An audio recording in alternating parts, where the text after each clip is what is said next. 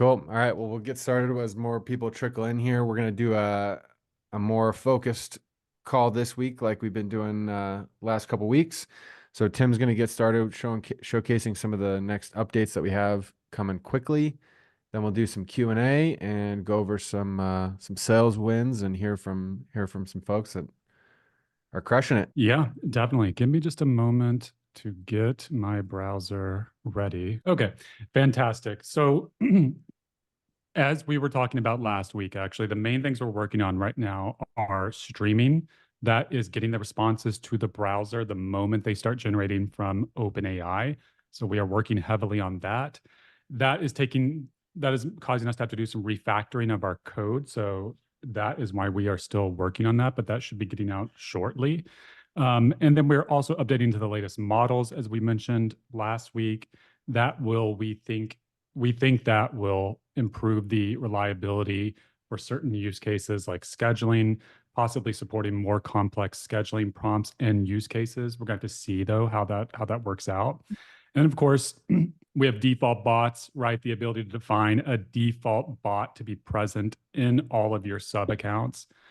And then we have the clonable shared links, which is the concept of making a bot clonable when you share it somewhere else.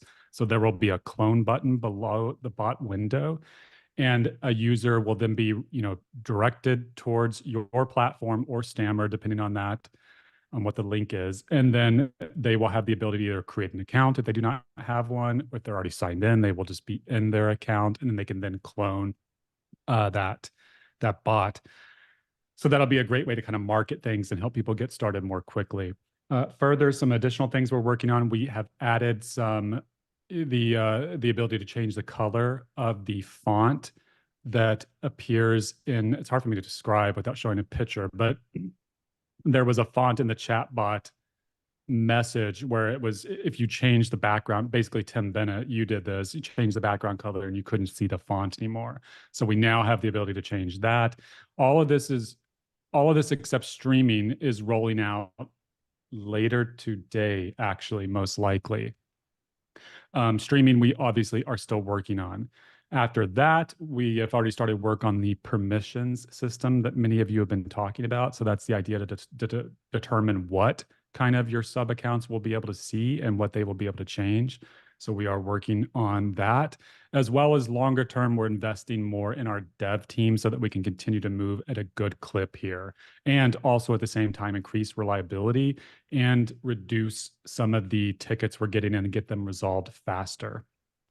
So I think, Ross, unless there's anything I have missed that you want to cover, I think that's the main updates that we're working on right now.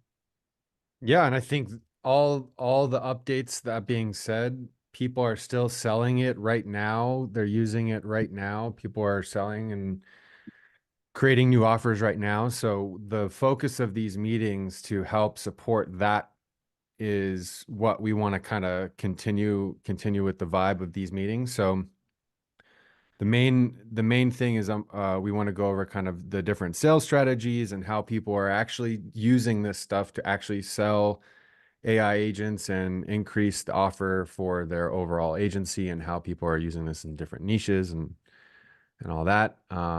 So before we go into some Q&A and just like some general stuff, I did add a bunch of new information to the agency resources guide. So if you're in the Discord, you can get all this information for free. This includes the GHL snapshot with a bunch of other information, but I just added like 12 other new information resources on B2B SaaS marketing, how to go over Upwork stuff. I'm going to go over that in a minute. Email flows, and there's a lot of stuff in here. It's all templated, so you guys can use all this stuff to like put it into ChatGPT, replace the name of your agency, and then it recreates the emails to be for your agency. And you can,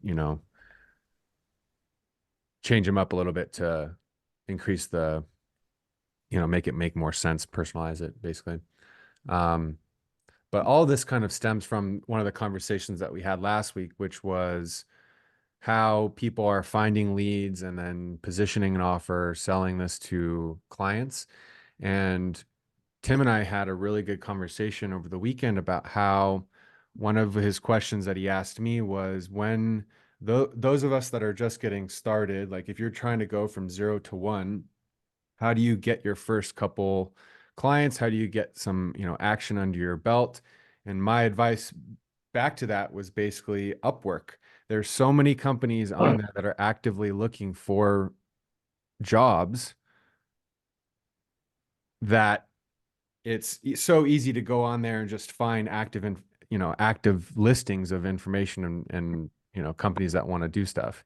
And this can lead to more work down the line. And so we created a whole flow here based off of that. And there's two of them, the Facebook ads library method and then the Upwork method. And this, I'm going to send this out to everybody for free, and this will also be on the recording on YouTube, so you guys can review this later. But essentially, it's how we're actually trying to sell this stuff. And so, Tim Bennett last week was telling us how he was creating content on LinkedIn and then using that to book a meeting, use that to then showcase a personalized demo, and then have that introduce or allow you to go for the sale at that point. And this has been then adapted to this Facebook ads library method from a couple other agency guys. I don't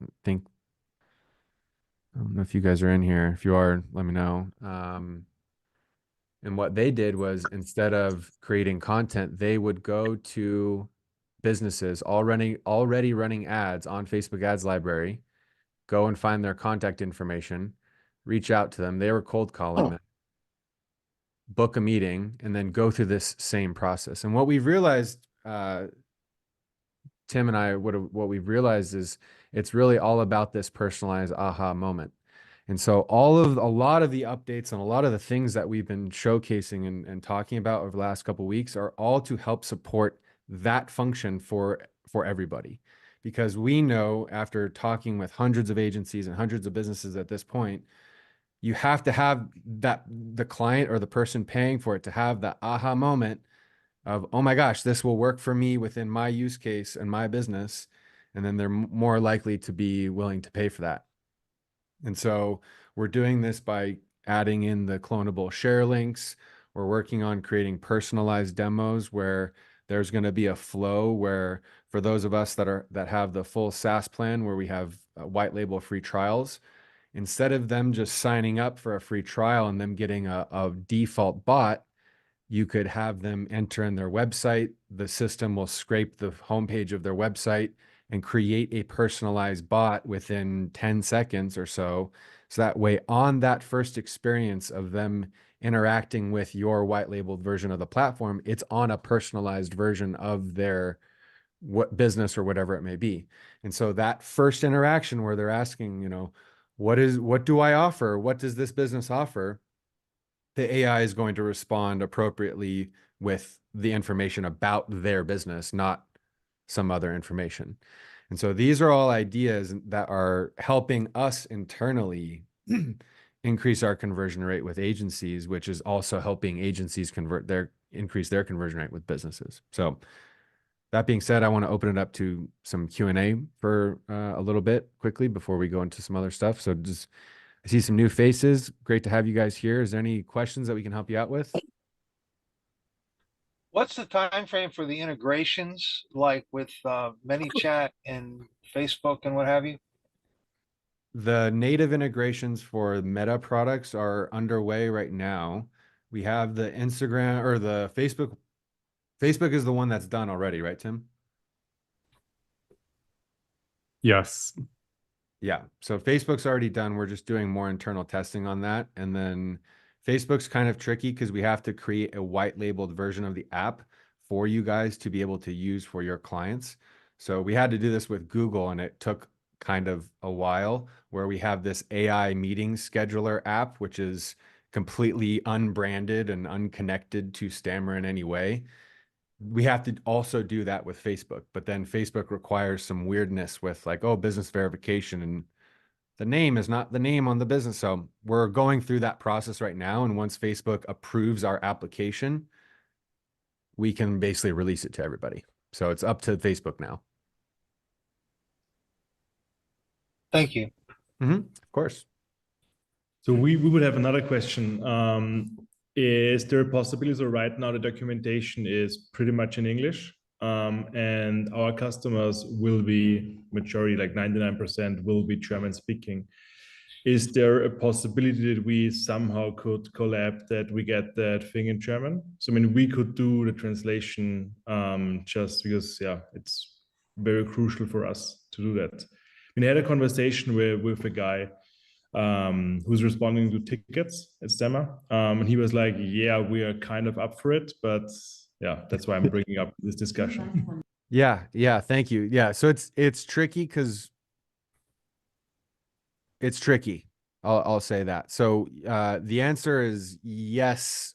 I just don't know like how quickly we can establish that or get that, kind of fully done.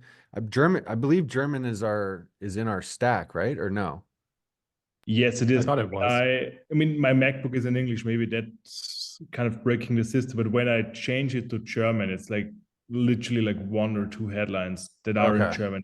Everything else is still fully in English. So, And just to be clear, the majority of your customers that are German, they will not speak or read English in any way. Is that correct?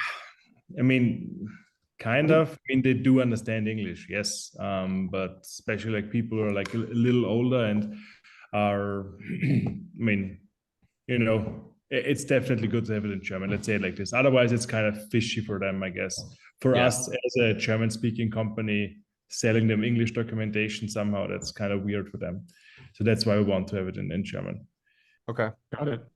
I don't think it should be, I mean, it shouldn't be too hard if we can get some help with the translations. The problem is that our devs have been using ChatGPT to do it. And usually it's been very accurate, but yeah, so basically the documentation, the white label documentation is not in German. Is that what it is? It's not displaying. Correct. It's like 1 or 2 things, like the word create is erstellen in German, and that's pretty much it. So at least see. on my end, I mean. Okay. And again, I'm more than happy to help here. We are native German, so we can definitely help you guys with a high quality translation because we are needing it anyway. And if you guys can use it for another client, that's fine for us. We just need that. Got it. Sounds good. Yeah. Yeah, if you guys can basically just give us a document of it in German, that would be extremely helpful. And we can basically just paste that in for the German translation and then push that in the next update or one of the next updates. And then that way it cuts out the time of our engineers having to do the translation. Absolutely. And as said, since we're native German, and what the guy told me as well, there are like 1 or 2 translation mistakes. I just open a bug ticket for that, I guess. Or yeah, if you like could just include it all in one document, that'd be fantastic. Maybe just like some screenshots or something. Sure. And I'll do that via a ticket, or should I email it somewhere? Yes, please. Yeah, a ticket would be great. And then we all review the tickets. Hassan is the one that kind of like responds to everything, but Tim and I review everything every day.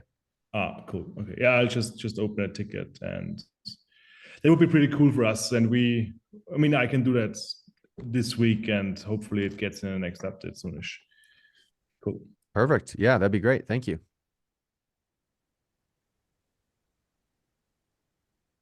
Cool. Any other questions anybody has? One small thing on your form, when the client submits the form or the visitor submits the form, it doesn't give any confirmation that the form was submitted. And that's kind of a problem because they can submit the form. They don't know that the form information was submitted. I realize you guys have millions of things to do, but that's one thing that would be nice to have fixed. Which form is that, to be clear? The forms that are created, that the ones that you can actually have at the beginning of the meeting, that you select the field and then you create it, and you can say whether you want it done in the conversation or at the beginning or during. You know what I'm talking about. It's the Yep. form creator that's built into the chatbot. Got it. So you're saying when that form is submitted, it needs to provide feedback to the user that it was submitted. Right, that's SOP. I mean, that's how forms work, is that, when the form is submitted, the user is told, hey, thank you for submitting the form. And, that's just how forms are designed. And obviously, I know you guys are a startup, and I know that there's millions of things to worry about, details to have to, but that's a detail that you really do need to address.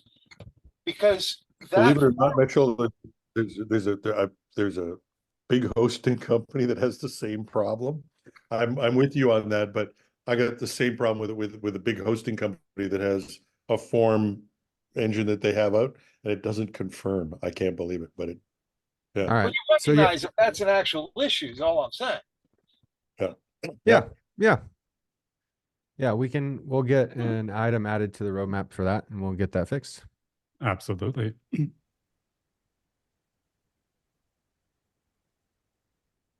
That form is predominant in my workflow. And so it's kind of a big deal to me. Got it. Well, that should be simple enough. So let me open a to-do right now, and we will get that done. Well, thank you. I would be very grateful for that. And, Yeah, no problem. like I said, I'm sensitive to the fact that you guys are a startup and you've got, 1,000 things like the German translation, there's just so many things to do, but that's kind of a fundamental one.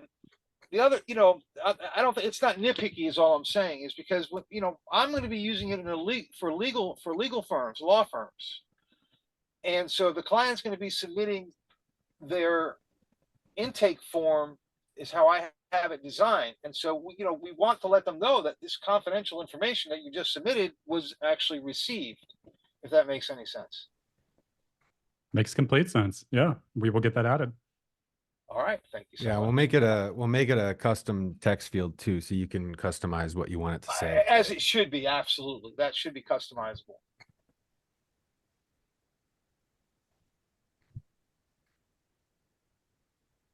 Just, could I just add to that as well? So if you are going to do a development on that, in Europe we've got GDPR, and so we have to have a requirement to say that we're happy for our data to be shared against it, or we've read the privacy policy.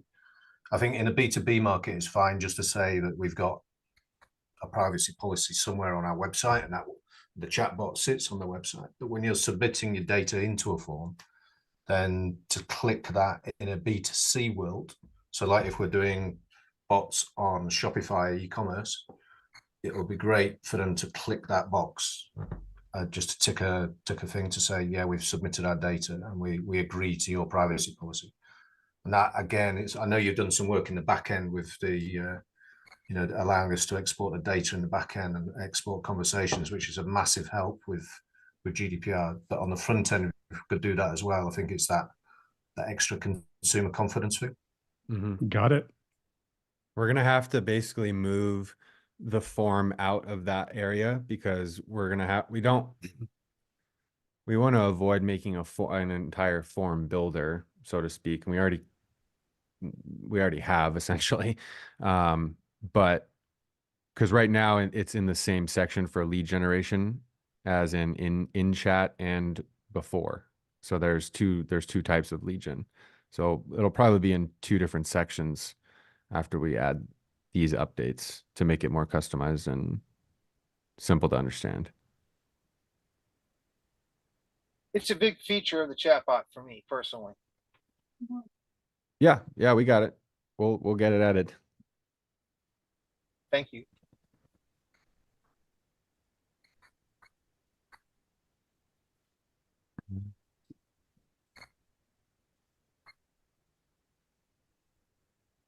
Oh yeah, so Tim Bennett had another cool moment on LinkedIn the other day. Do you wanna share that, Tim? It's today, and so I was in a webinar. So I'm part of a thing called the AI Collective, which I'll send you an invite within the Discord, so everybody can join that. And there are about 500-600 members now, and there are all sorts of people who are AI scientists to university lecturers to business owners, all sorts of different people. Anyway, we have a weekly call, something similar to this, and there was a guy on there who'd been, I don't think stalking is the right word, and please don't put that on YouTube. But he was really gushing about the fact he'd been watching how I'd been developing my front end business with the chatbot platform, and was really enthusiastic about it. And anyway, I went on and he'd tagged me in a post today, and I shared that in the Discord, and it was basically he created a bot as a research bot for a technology database that he created with something like 6,000 data points in it, and did a video and put it out on his platform, and he said, oh, and we've used this really cool chatbot. Boom. Wow. So again, it's to go to what we were talking about last week in terms of your customers can do the selling for you. Once you've got the product in their hand, they can do their own selling. And then just to add to that, similarly, I had an on-site meeting with another client today who we run 5 websites for, and they said I did a demo of the bot in the meeting again with the MD of the business, and straight away it was just like, yeah, we've got the tick to go and put 5 new chatbots across 5 new websites. There you go. So it really, if you can get in front of people with the product and you can do the demo, however raw that demo looks, even if it's just like a straight the embed on a page, it's enough. It's enough with their data to show them how it works. Have you done the demo where you just create the bot based off of like their website and then use the share link and then just use that landing page share link as the demo? Yeah, that's even more powerful. They wet themselves when I see that.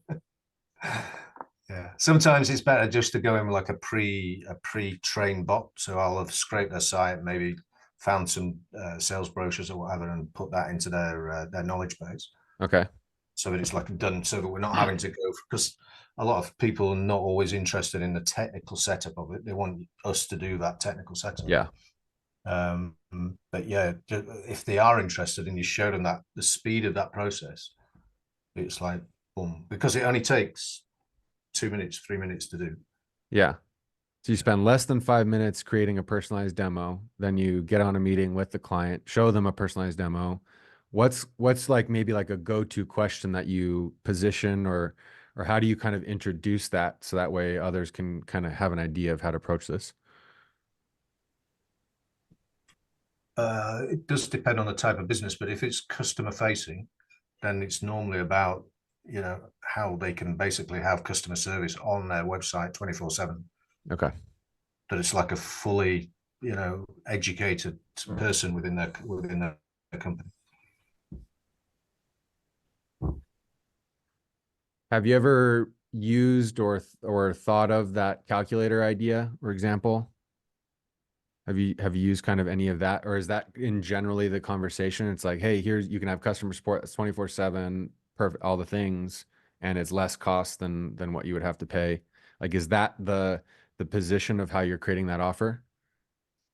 That would be useful. And I also saw that on another website, another competitor website, and they're using it to good effect without the website traffic. Actually, I have to say, because I know you had added that component in there in your algorithm. I was thinking about it. Yeah. Yeah. So that was cool. It would have to be a company that's already got a big customer service team. So if they've only got 1 or 2 clients, the sell is, we don't need to go into this detail with them. Yeah. Because it is, you know, you've just got a brand new person on your team for however many dollars a month, you know, it's not very expensive.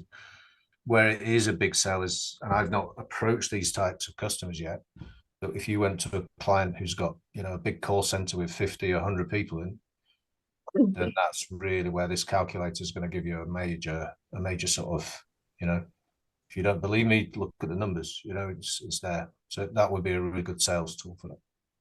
Do you think the personalized demo and that aha moment that the clients get is enough to sell them on it? Like, you don't necessarily need to kind of back it up, or?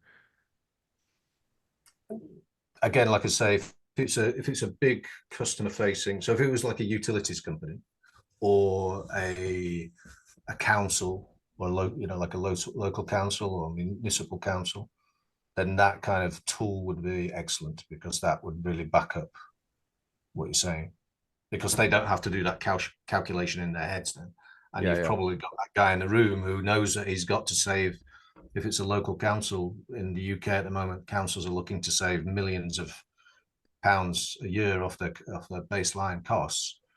Then that's a really good tool to say, look, one chatbot costs you this, and it does that, then this is the saving. So yeah.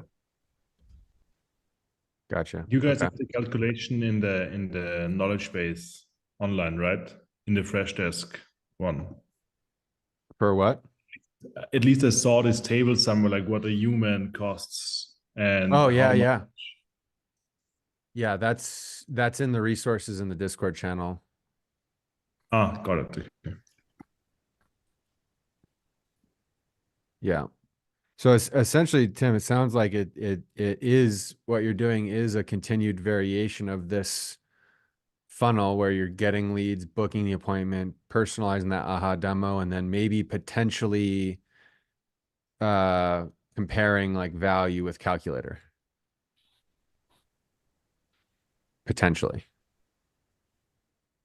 Yeah, that would be the next good step. Yeah. I think Yeah. it's, what would be cool as well, and I've not tried this. I'm going to try this next week. So I'm going to a like a business lunch, and I Mhm. know the people who are going to be in the room in the business lunch, and I'm going to go and scrape each of their websites beforehand. I'm going to have their own personalized bots on my mobile, There you go. and I'm going to sit there and chat to them. I'm going to go, I know quite a bit about your business. Have you tried this? And let them use that, because it's again getting them to have that aha moment. Yeah. There was examples I used to tell all the time.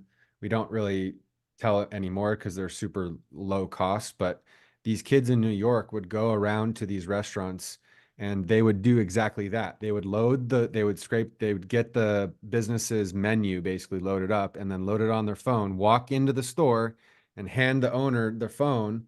And the way that they would set up the chatbot was, oh yeah, we'll answer the questions. And then after it answers the questions, it would say, go into the store and use this XYZ code and you get a free drink with your next order or whatever. And the owner would immediately get a visual confirmation because people would start walking into the store and being like, look, here's my free thing. And then you can use that as an offer as the pop-up. The downside of that is restaurants don't want to pay hundreds of dollars a month or thousands of dollars a month for AI chatbots. They want to pay like $50 a month. So it's not that good of a revenue generating offer, but it's an interesting one that worked well in the past for that lower end market. So it's because it provided that aha demo instantly. So I love that. I'm going to be adding the this guide to the Discord as well, because I think this is going to be one that I'm going to do a whole video about, and we're going to be updating as more and more people start to use it and create their own variation of it and share their success. So Tim, I'm going to make one based off of your kind of LinkedIn content strategy, because it's also very similar to my Instagram strategy as well. And then yeah, I'll post that in the Discord. But I think that, Yeah. to go to that example of the LinkedIn post that the customer did today, and they're doing it, that again, that video, that demo video is so much more sticky than just a post that says, have you seen our chatbot? It could do X, Y, and Z.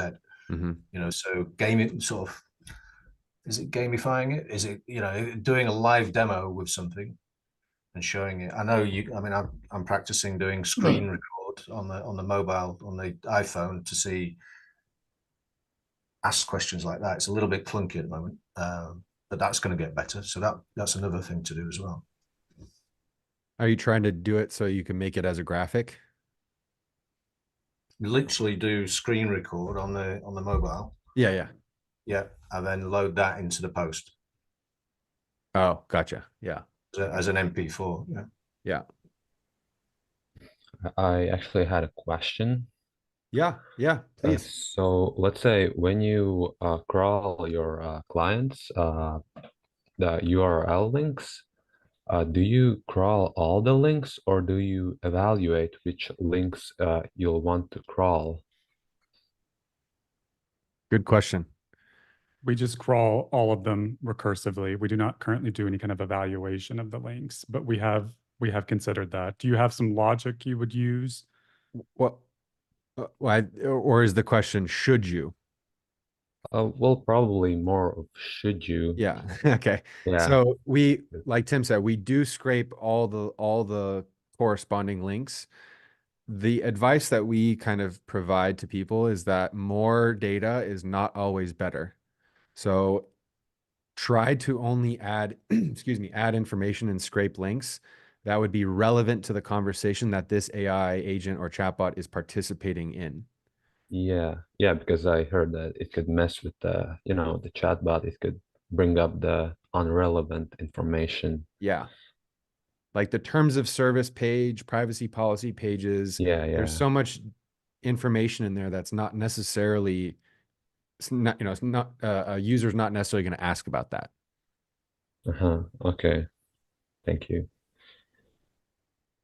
Well, Ross, from personal experience, I try to scrape some very large websites, and the chatbot would just choke. I mean, we're talking hundreds of pages, and the chatbot just couldn't handle it. And so what I learned, again, this is based on your training, is that if you just select certain pages, the chatbot does much better than just sending it hundreds of pages at once, because it just can't handle that much data at one time. Yeah, it gets overwhelmed with the amount of responses that it can find when it does the search against the knowledge base. There's too much data. And this is the reason that we do this RAG in the first place, is because we literally can't load all of that data in the prompt every single time. It would cost so much money and it would take so long for OpenAI to process it. So this process of searching a knowledge base to get relevant data and relevant information is always going to improve as the context window of the models improves as well.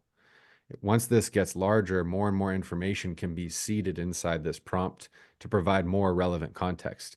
This is one of the reasons why when we originally started, the amount of answers and responses that were included in a conversation was like 20, but now it's like 1,000, because that context has just grown over time. And that's not anything that we can necessarily control. It's all OpenAI stuff.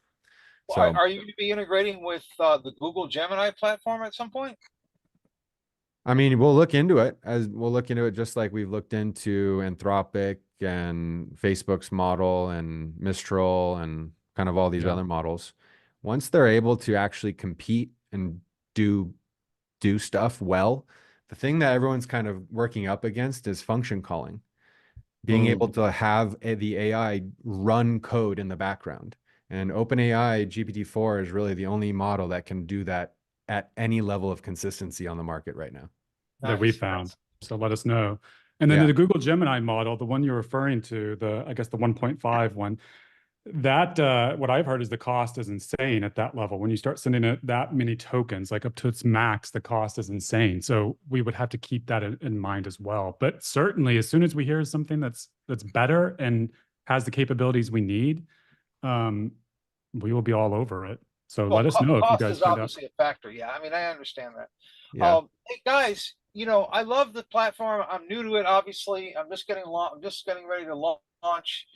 One thing that conceptually, and I had this conversation with Drew, is you guys don't have an automatic open on the chatbot.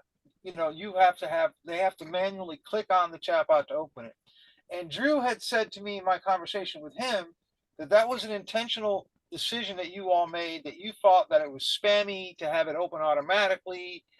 And I said to him, that shouldn't be your call. That should be your developer's call as to whether or not the chatbot opens automatically. And that you as a firm should not make that decision for us as developers, because some of us, me in particular, I'm just speaking for myself, I want my chatbot to open automatically because I want them to interface with the chatbot, not with the website.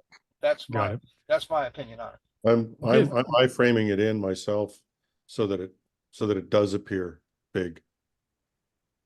We're working on that feature. That feature Yeah. will be done to pop up. Yeah. Yeah. Because I think the biggest challenge in this is going to be getting people to use the chatbot. And that seems to be, from our early experience, getting people to use it is going to be the biggest continuing part of the sale. And that's going to be a lot easier if the chat opens automatically than if they have to click on it to open it. Yeah, no, I want to wave at them. I'd like a little person that sang and danced and said, "Have you tried the chatbot yet?" And I say that only half kidding, because the people, we're in a world where people are used to chat. It doesn't give them the answers they want anyway, unless I can get to a person. Yeah, And so these are all features that will be added. So these are great things. These are great items to give feedback on. Please keep adding them to the roadmap, because that's how we track the aggressiveness at which we prioritize these different responses. If people if we get lots of upvotes on this one item, then that means we need to work on it quickly.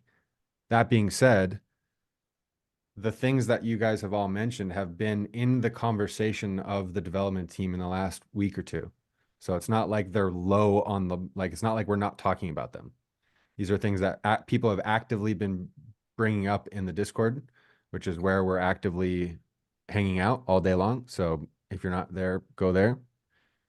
Well, that's why I came to the meeting today, was to be able to share this feedback with you guys. Yeah, this is great.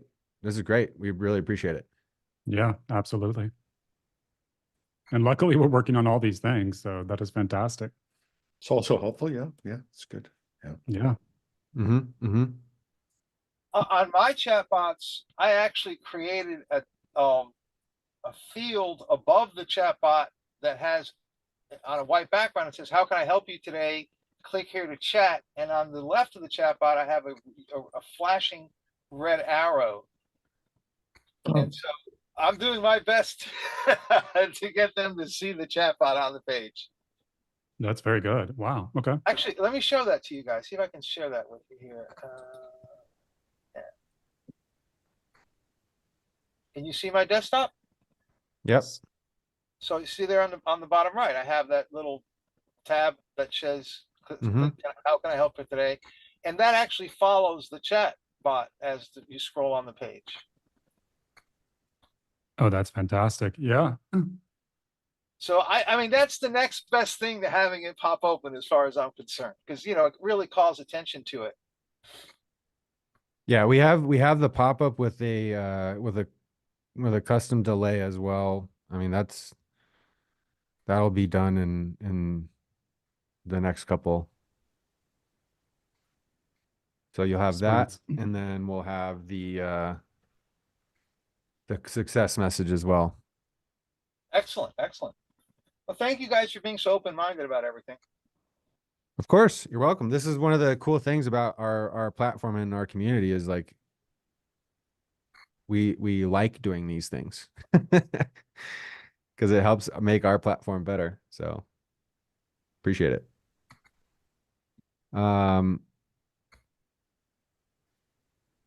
Okay, cool. Made notes of that. Cool. Any last questions anybody has? On my side as well. So Yeah. obviously we're the new joiners. Just asking, on the website, you guys are saying something about the, how is it called again? The VIP onboarding stuff for agencies. How does that actually look like? Or is this the meeting we are in, like, to get access to that? Or No. So that's more of the one-on-one meeting where we help you kind of get everything started with your agency and help you create your offer, position your website, and how you're going to actually sell it to a client. So how do we schedule that? That's Correct, a link that is, I think, in one of the emails that gets sent out. If not, it's also in the Discord. If not, we'll also post it here. All right. Let me double check that. If you can post it again, then I'll definitely do a. I was thinking, I had seen the same thing on the website. I'm glad you brought that up. You're welcome. Drew, can you find that link, please? Yep, will do. Drew's been silent today. He's probably grinding. Because that's something else than the every last Thursday call, right? That's the agency mastermind something, right? Correct. Yeah, the last Thursday of every month. Right. So that's just another meeting with you guys, and that's not the one-on-one meeting. Correct. Okay, cool. Yeah, thanks, man. And is that, where is that advertised, that last Thursday meeting? I haven't seen that before. That one's in the resources tab in Discord. In Discord, okay. Yeah. For Mitchell and Toby, I'm gonna send you guys the VIP link in your Zoom chat. Oh, cool. Thanks. Thank you. Can I ask one quick question? And it's not just I could look it up, but I just want to, the booking in the calendar, we've raised the issue of the fact that it won't, if your calendar is already booked, it won't ignore that spot. So you can double book very easily on appointments. Is that anywhere in the world of what you guys are doing or looking at? Yes. The short answer is when we created scheduling, it worked 100% of the time in our initial testing. And that was with the prompts that we had created for the base system prompt, and then the one that's also in that scheduling prompt area. The way that ChatGPT will give you one answer on Monday and a different answer on Tuesday is what we experienced with the model change, basically. So whatever OpenAI has changed, made it so that way everything that we built and it was working fine started hallucinating. So the first issue that we saw within this topic was when it was started giving random times that weren't related to the times that our system is pulling. So just for context, so everyone's aware, the way scheduling works is you connect your Google Calendar, and then when the bot is told to run the function of getting your availability, it's going to go to your Google Calendar, and Google's going to give us the current availability of your calendar over the next 7 days based on the different slots that you have created. Now, the system sees that information and then can pull that information into the chat and then give that information to the user. The user can then select one of those times, and then it goes backwards. Now, ideally, that's exactly how it works every single time. But what happens, or what we've started to realize, is the same exact prompt that used to work 100% of the time is now starting to cause some issues. So whereas the data is not actually wrong, it's the way that the AI is actually seeing or processing that information back and forth. So we're working actively on how to write better prompts for scheduling to ensure that it works again 100% of the time. And this is where we're working with a lot of agencies, a lot of you guys in the background to help us get this working, because it works for some people 100% of the time, but then somebody on the other side of the world will use and clone the exact same thing, and then it doesn't work. And we're like, the only variable on this is OpenAI and how it processes that information in the same way ChatGPT will give you different answers. So Are you working on that in the main prompt, Ross? in both main prompt and the scheduling prompt. Okay. So So the scheduling prompt will have an update, if not already pushed. We're pushing another update to that to, continue this process. But that would only affect chatbots that are created going forward, right? That wouldn't affect chatbots Correct. that have already been created. Correct. Correct. Now, the other problem we've seen is that the examples work in the knowledge base and they work reliably today, but when you combine that with your existing prompt and make changes to it, you can easily confuse the bot if you're not testing your prompts and iteratively developing your prompts. You can easily have some terminology in there that works unexpectedly, like I did with the random times thing. So yeah, everything is about the prompt ultimately, and we're providing these scheduling functions. And in the future, we're going to reveal more about those functions and how they work to enable you all to take them, use them in your own prompts, that type of thing. And eventually it'll be an open function, basically, where you can define any function that you want and connect it to any third-party platform that you want to be able to pull data. So like the classic example that OpenAI used was like, oh, I want to be able to know what the current weather is in a certain city or a certain location. you could easily just make a connection to whatever weather.com API that's out there for free and be able to have the bot call that API or call that function to be able to get data from over here into here. And this is going to allow us to allow you to integrate to anything you want without us having to build individual integrations with everything out there in the entire world, which is, again, we're not trying to become GHL or one of these all-in-one apps. We're just trying to do the AI thing really well. And then the surrounding white labeling piece of all that. Well, as long as you have API access, you can connect to programs like Zapier and any of the other type, right? I mean, that's the whole point, isn't it? Correct. But this goes beyond just connecting it to establish a messaging connection. This creates the ability to call and get data like you would be able to do with the scheduling function. The way that we're able to get your current calendar availability from your Google Calendar over here, and then now it's over here inside your AI agent. So it's just an API call is what you're saying, basically. Exactly. But doing it in a way that allows the AI to call that function. This is where things get tricky. So the AI, we're creating in our base system prompt, for example, like, hey, when the user, says, hey, I want you to tell me the weather, you're going to run the function get weather. And in the background, that will run that API call that you have created or connected in the background to allow the AI agent to automatically go process that information, get it, and then send it back to the user as a message. Now, And this then is you resume the chat as you were going with before that was requested. yeah, it's just the normal chat interface, but now it has live outside data that is pulled in dynamically. So this is also like we're a few updates away from this. This is some pretty heavy stuff in terms of functionality additions. We're going to be focused on getting a lot of these smaller updates and enhancements out before we add this large functionality piece. But just to keep you all updated in terms of where our heads are at in terms of how our system will be able to accommodate your use case. Cool. All I wanted to know, thank you so much, man. That's great. I'm just presenting it as a beta right now and telling people that we're working through to make it more effective.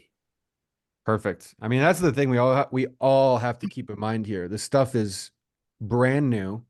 We are all collectively on kind of the forefront of how quote unquote prompt engineering works within real businesses. Like, there's so much of this stuff out there is like Sora and it's all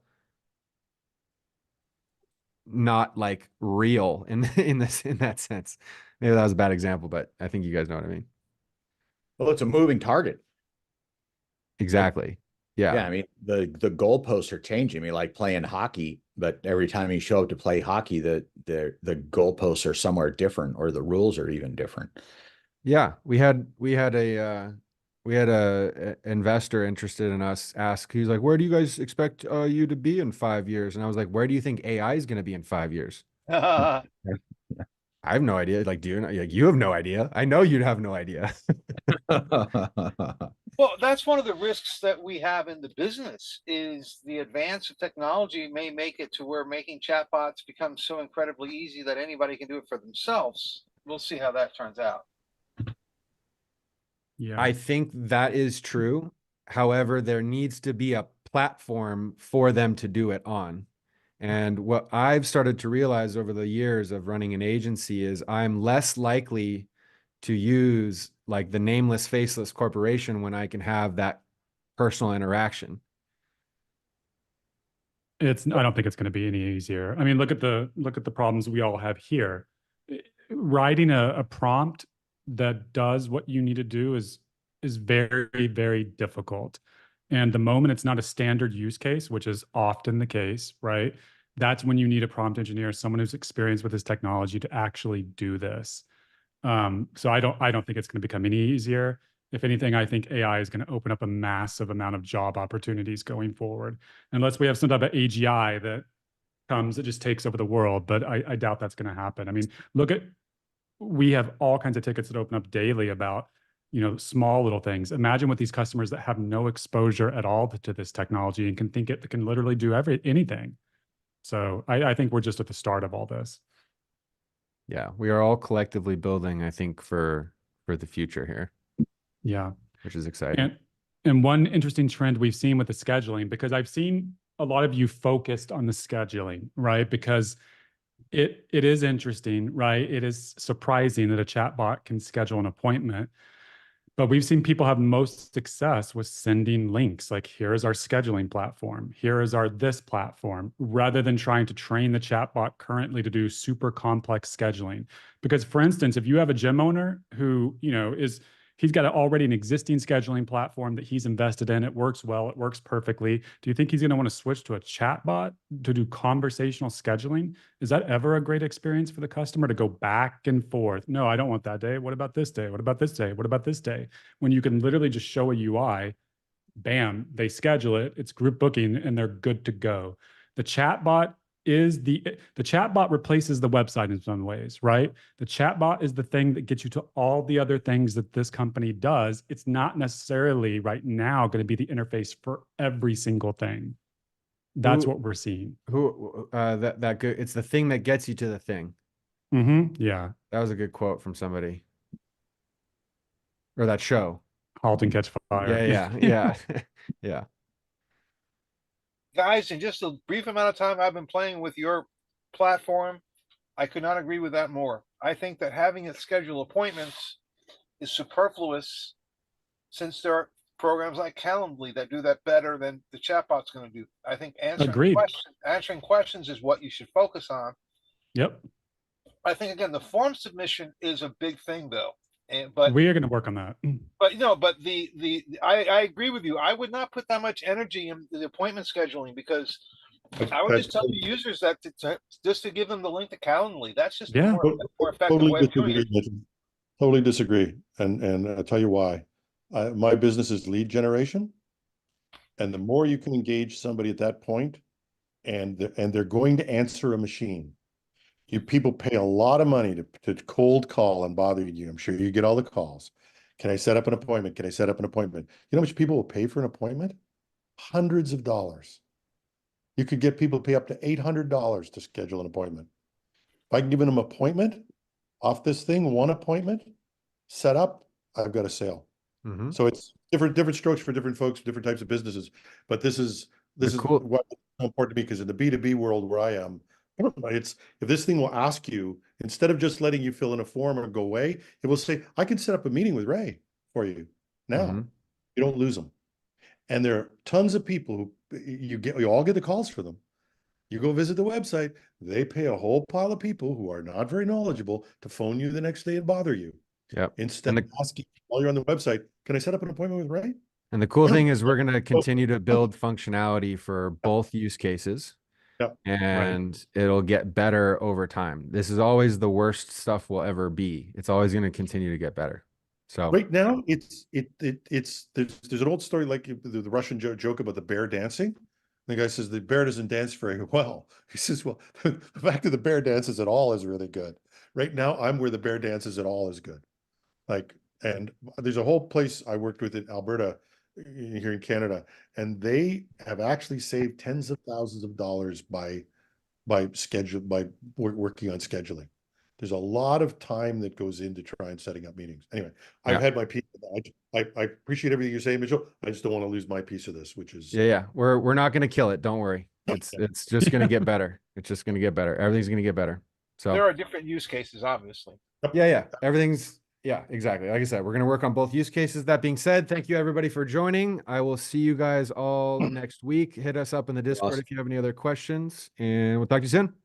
Thank you. Thank you guys so much. Cheers, guys. Thanks. Bye. Bye.